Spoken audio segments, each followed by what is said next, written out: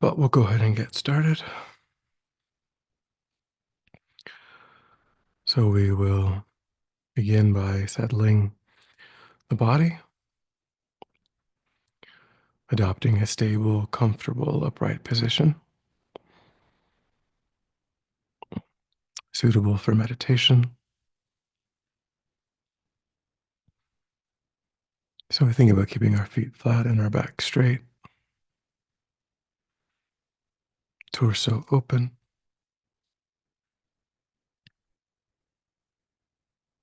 hands in the lap right over left with the palms upturned and the thumbs gently touching.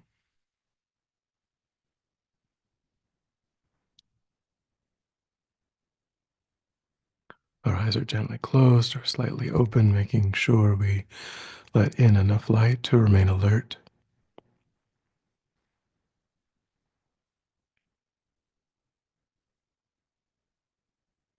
We try to maintain an awareness of not slouching, not leaning. But we also let go of any unnecessary tension or rigidity in the body, relaxing into a stable, comfortable, upright position, just allowing the body to fall into place.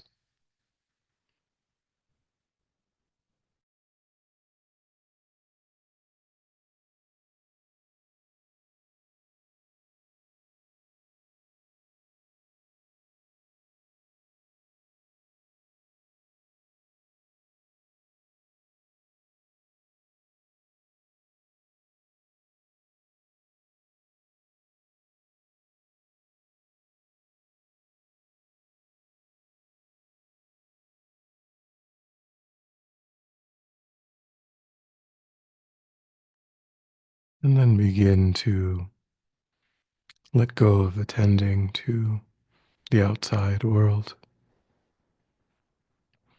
allowing sights and sounds to be as they are without investigation.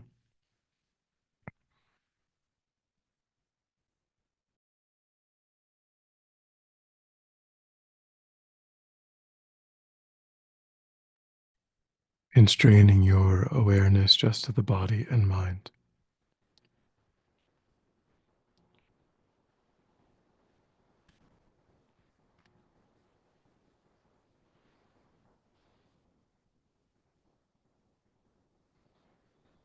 Beginning to concentrate that awareness in the present by attending closely to the physical sensation of the air as it moves into and back out of the tip of the nostrils. Giving yourself the instruction to notice quickly when anything other than that one physical sensation is arising in the mind, and without judgment or frustration to then lift your awareness up from those distractions and place it gently but firmly again and again on the breath.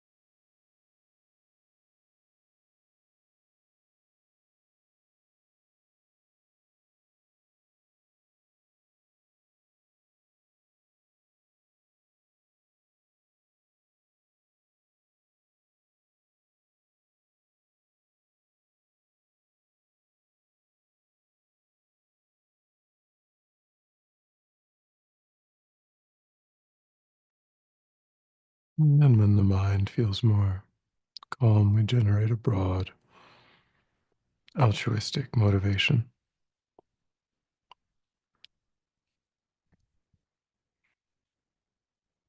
thinking of oneself as the recipient of this incredibly vast, interconnected web of kindness that flows from every other sentient being, contemplating the ways in which we benefit from the work of sentient beings and countless, uncountable sentient beings responsible for our clean water, our nutritious food, our safety, our comfort, our access to all of the things that we use, we enjoy,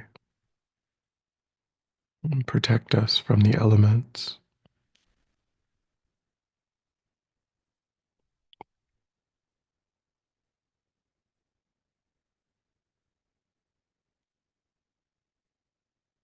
And recognizing that the field of sentient beings is responsible for our good qualities as well.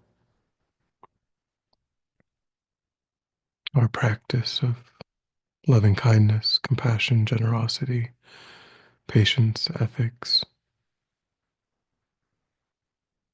all depend upon the field of sentient beings.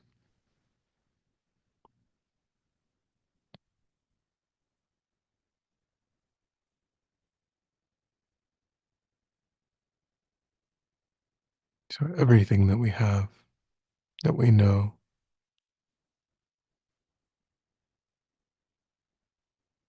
and even our positive qualities depend on others.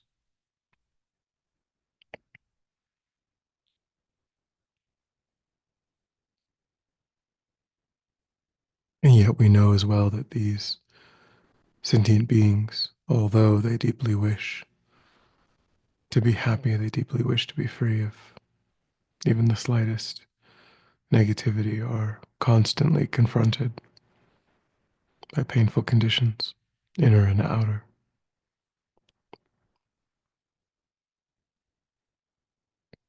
So allow the wish to be of benefit, to use your time, your day, and your life to try to work for the benefit of these sentient beings that have been limitlessly kind to oneself.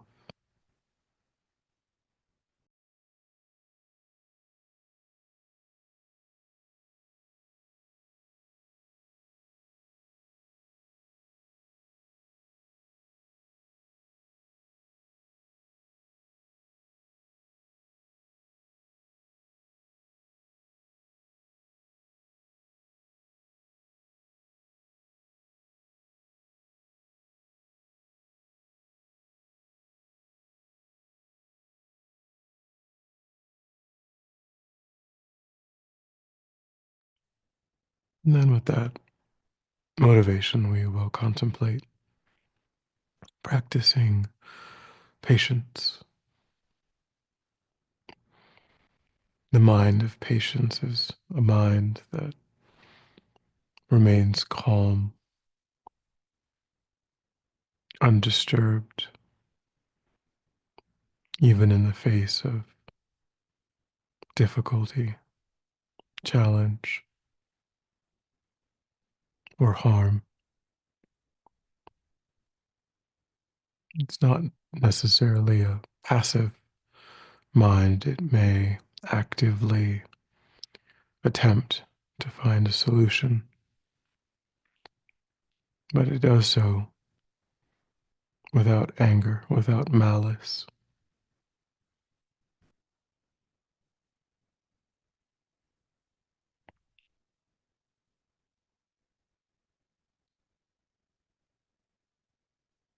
We contemplate the benefits of cultivating patience in the mind.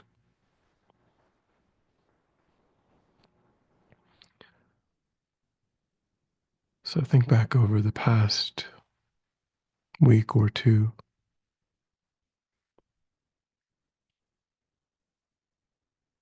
at a time when you met with difficulty and you did experience some sense of lashing out verbally, physically, or even just mentally,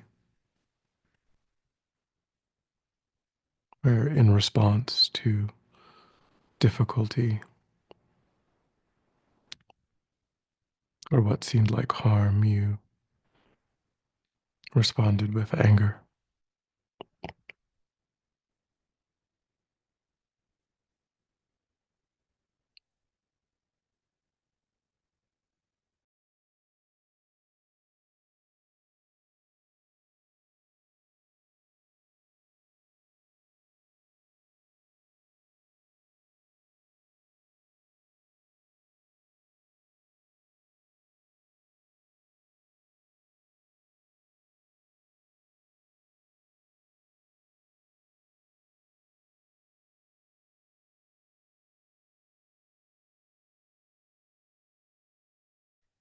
And as you replay that memory, begin from before it arose, 10, 20 minutes before you encountered that difficulty. Notice how the mind changed as it moved into anger.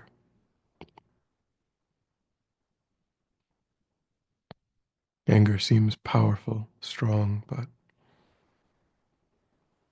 it's also painful.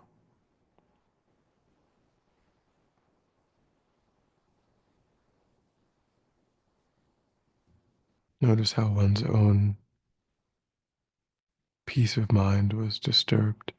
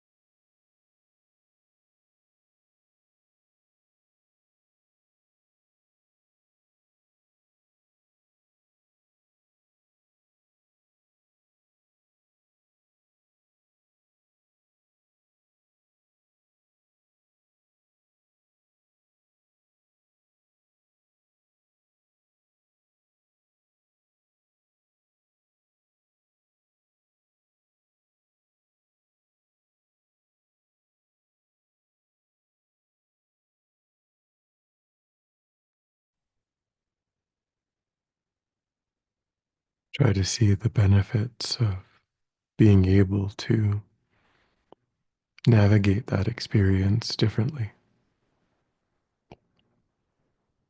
with a mind that remained calm and at peace.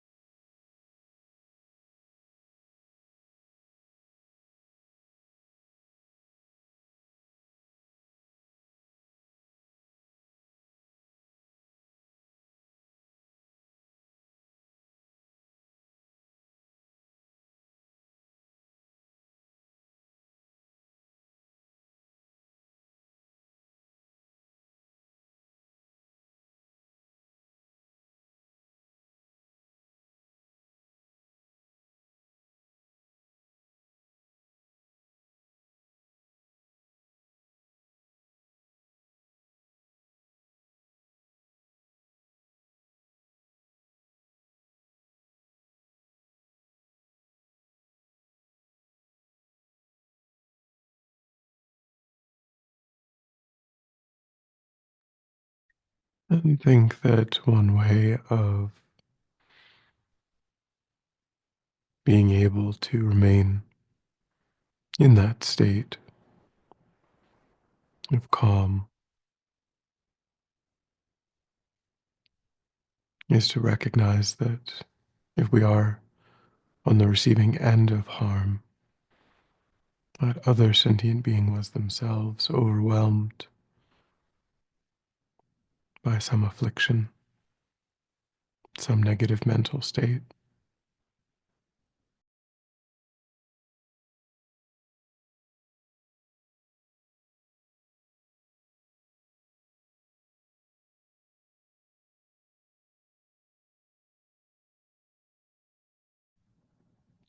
So we can see them through the eyes of compassion,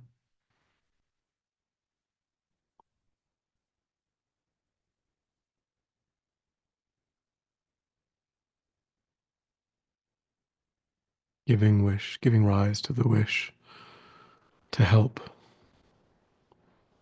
rather than to retaliate.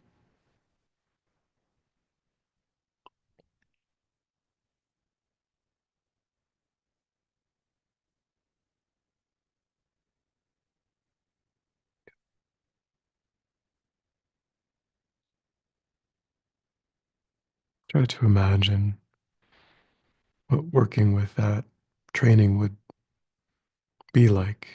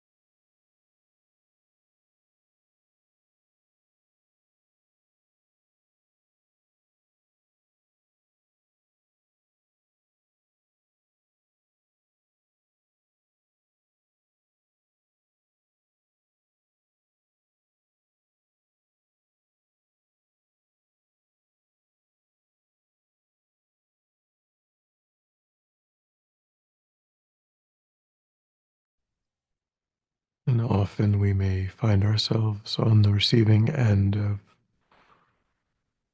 insults or harsh speech.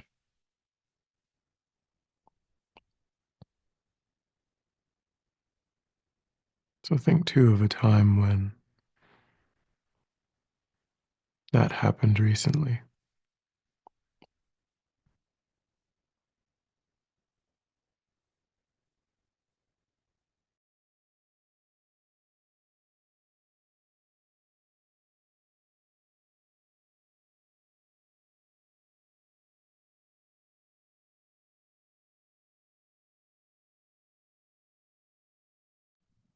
And analyze that situation to give rise to some understanding if a real harm was actually received.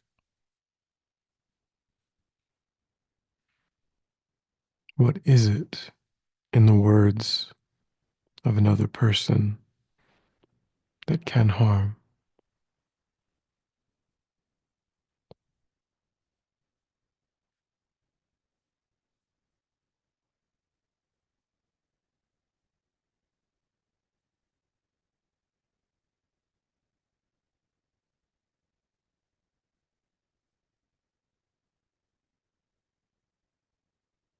And try to recognize that any sense of harm is coming from one's own mind, by holding on to the wish to be liked, the wish to only hear pleasing words.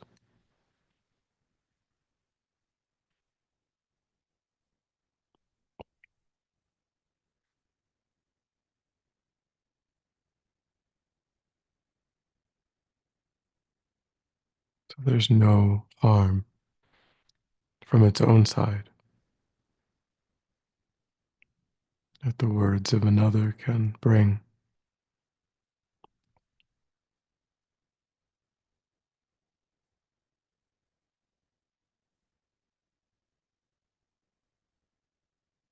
And the real harm is generated when we respond with anger,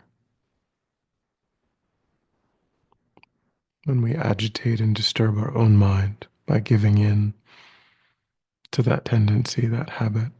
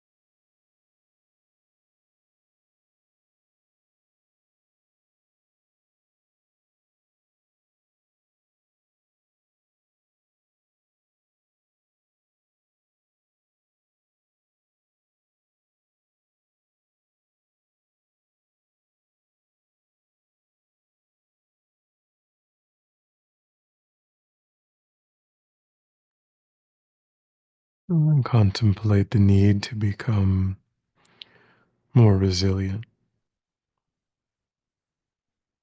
That these kinds of challenges will persist,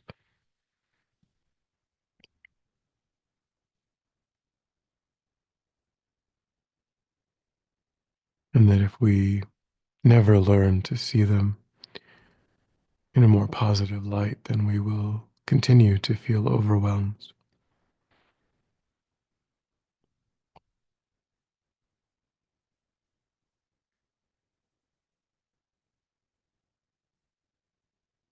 These difficulties can act as our teachers,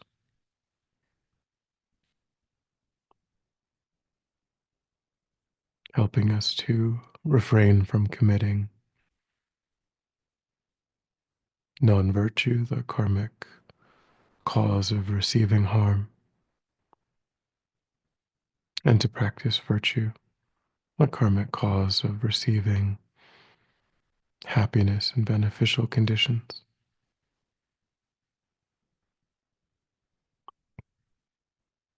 It can help me to see the downsides of remaining indefinitely within cyclic existence.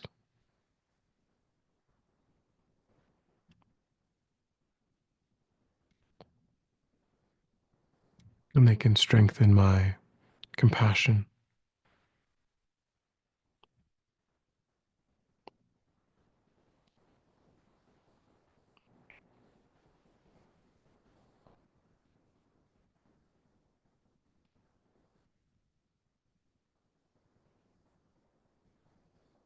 I try to generate a strong understanding of the need to relate to these difficulties through that lens of resilience.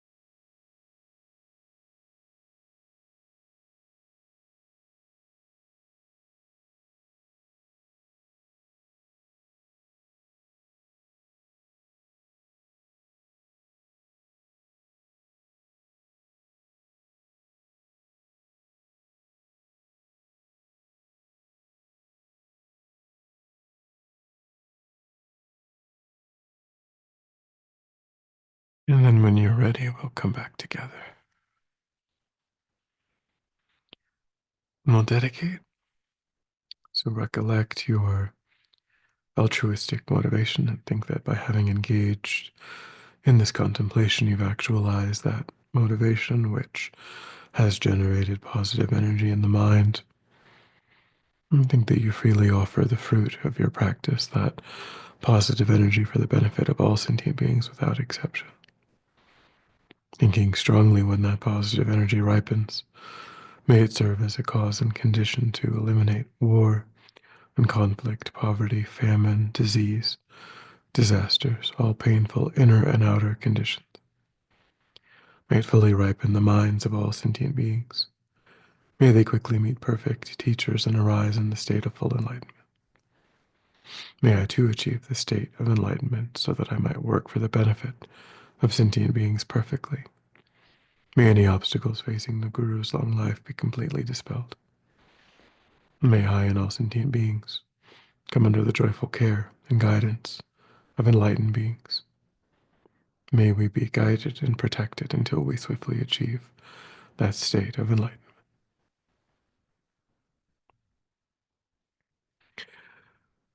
Thank you.